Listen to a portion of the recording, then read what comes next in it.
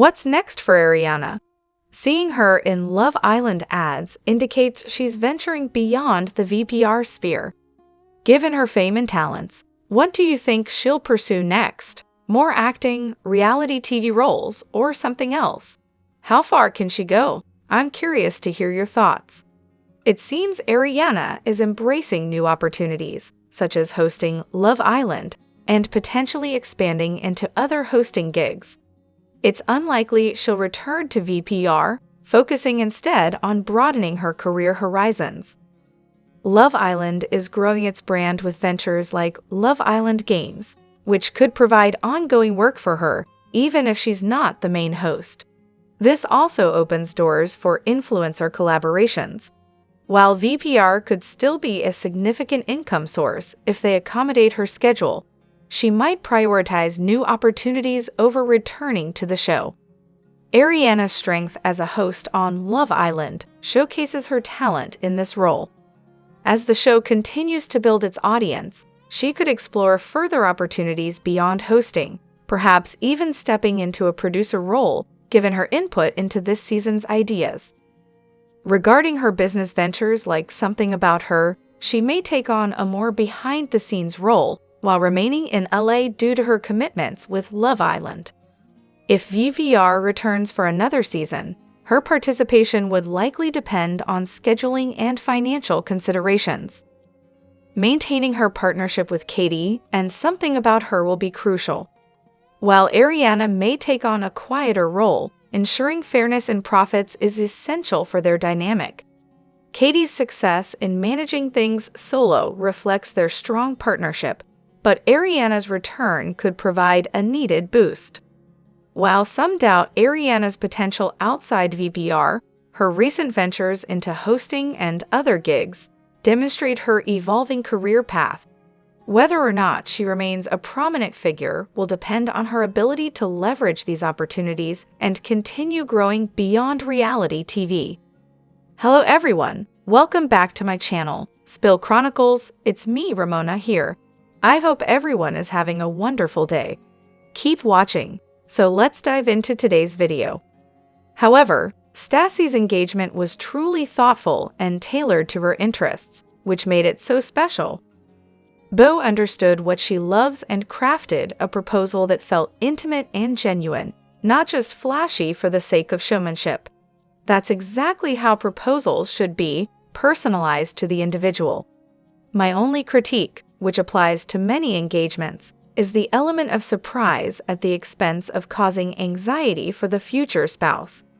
It can be tough to watch someone worry about the relationship's direction when a proposal is being planned. Perhaps a more transparent approach, like letting them know a proposal is coming without giving away details, could alleviate some of that stress. However, the actual proposal itself was incredible.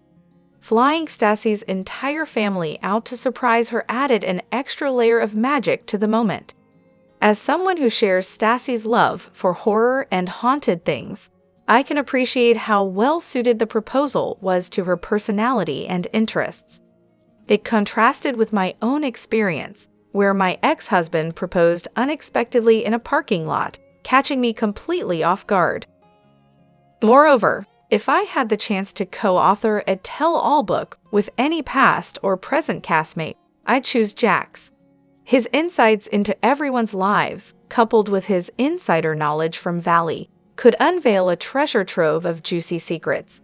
If he could ever manage to be completely honest, though that seems impossible. As for a bonus question, I'd love to dedicate a chapter to exploring which recognizable women Jax has tried to hit on but failed with, both on the show and beyond. Kristen, on the other hand, might not be the best choice. She tends to get overly emotional and frequently misinterprets things, making her account less reliable, even with a Jenny ensuring complete honesty. Schwartz would be intriguing because you'd get a 2-for-1 deal, his secrets and Scandoval's antics. He probably knows the real details and timeline better than anyone else. Jax, however, would likely never disclose anything truthfully. If there's one person I'd trust to spill the real tea, it would be Ariana. She should write a tell-all about her relationship with Tom and reveal what really went down behind the scenes. If Tom was acting like that on national TV, imagine what the truth must be. I truly admire Ariana for opening up now that she's out of that situation and possibly dispelling any misconceptions about their relationship. Plus, she's a fantastic writer with a knack for delivering sharp insights. I was in awe of her commentary in the recent seasons. On the other hand, these photos of Jax capture such a different time. Despite everything, he really was striking in his younger days. His beauty has definitely changed over the years, possibly from excessive alcohol and drugs, and likely from too much tinkering with his face. Jax and Stassi made a stunning couple. I wonder if she regrets him going to that plastic surgeon who keeps botching his Botox. Maybe a new med spa or plastic surgeon should reach out to Jax and Brittany to offer to fix their bad Botox. Dr. Jen from RHOC could be a great choice for Brittany. Her reviews on different procedures could provide interesting insights on what could be done differently for Jax and Brittany. I particularly love the photos with Stassi and Schwartz. They had such a genuine friendship before VPR, which really added to the show's charm back then.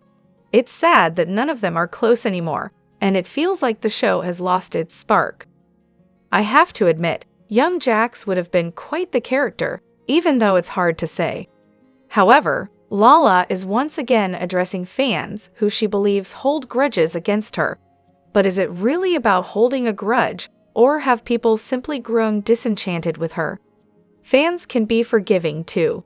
If I were Lala's mother, I'd advise her to hire a reputable PR team to rehab her image.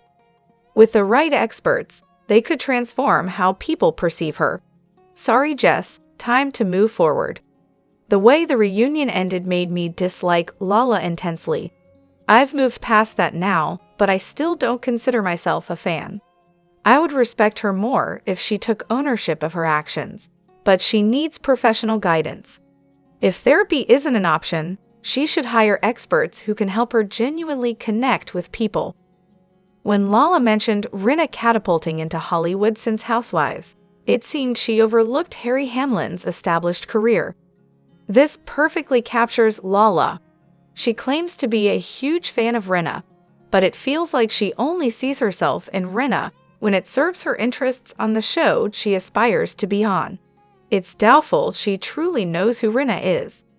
It's not about holding a grudge. It's about holding people accountable until they change, apologize sincerely, and come clean about their actions.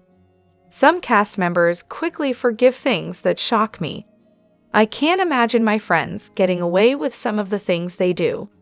Lala seems to want us to forgive and forget quickly, perhaps to keep her paycheck rolling in. Additionally, the Lego artwork featuring Tom and Ariana has been on my mind, especially considering the cultural impact of Scandoval. From Ariana, Lisa, and Lala attending the White House Correspondents' Dinner to coverage in the NY Times and CNN, it truly became a cultural phenomenon. It's a piece that belongs in the Smithsonian, akin to when Stephen Colbert's portrait was immortalized there. Do you think it's possible to make that happen? Andy Bouch, the Lego artist behind the portrait, recently showcased his work at the Getty Villa. It's important to credit him for his craftsmanship. The more I learn about Bouch, especially his innovative use of Lego and cryptocurrency, the more valuable this piece becomes. Before considering giving it away or breaking it up for WADHL, Tom and Ariana should consult with a museum curator at the Getty to assess its true worth. Given that they're still paying mortgages, this piece could be quite lucrative. While Tom and Ariana, or Scandoval as it were, aren't Stephen Colbert, they did experience a brief period of fame beyond reality TV. However, in a couple of years, this may not remain a cultural landmark. Time will tell if they're remembered in mainstream media, possibly for achievements yet to come rather than this particular moment. Moreover, I attended the Jax and Schwartz event at City Winery in Philly, hoping for a fun reality TV experience. The brunch was hosted by Katie, who asked softball questions and organized games that felt juvenile, like guessing VPR quotes. Jax was gracious, constantly thanking the crowd, while Schwartz seemed like a smiling puppy, engaging with people off mic throughout, which was distracting even from the second row where I sat. Tickets cost $50 each with a $100 meet and greet option, and the venue was packed. It felt like they were just cashing in, though I sensed they might feel they didn't deliver enough value afterward. Jax mingled with tables, and Tom tried to, but a line formed and interrupted before the show started. One notable moment, Tom mentioned that pasta didn't mean Coke, prompting Jax to react awkwardly off mic, hinting at something more, perhaps implying a code word or just teasing. Overall, it felt like they were milking their fame for easy money, leaving some fans disappointed. As a pregnant attendee, being sober made the experience less enjoyable. The only intriguing part was learning about Danny's bar incident and Janet's failed agenda, blamed humorously on her pregnancy. Tom also noted how Jason stays quiet on TV due to his job, but is livelier in person. For those considering attending such events, I'd caution against high expectations. However, I flew through a lot of episodes during my first watch and completely missed this moment. What on earth was he thinking? And what was Lisa thinking? She told him he didn't have to do it, but she didn't exactly try to stop him either. She could have changed the bet to something else or suggested he get a henna tattoo or anything else. I'm convinced this was the final straw for Katie. It was just so bizarre. LVP is just as eager for attention as the other Bravo stars. Additionally, just caught Jax and Schwartz in NYC. They were at City Winery earlier for a tea and a session, and surprisingly, they were quite fun and charming, especially Jax, a shocking twist. He seemed genuinely remorseful about his divorce, describing Brittany as his person and sharing that he's in therapy and on medication. And then he dropped the bombshell that he's turning 45. Is this growth? Tom, the ultimate people-pleasing Libra, enthusiastically promised to swing by the bar after the official meet and greet, which had limited attendance and cost over $70 extra. However, he ended up darting to his taxi as fans swarmed him. I overheard someone mention they geotagged him to track his movements after the event, which might explain his sudden exit. Who else was there, and what did you think?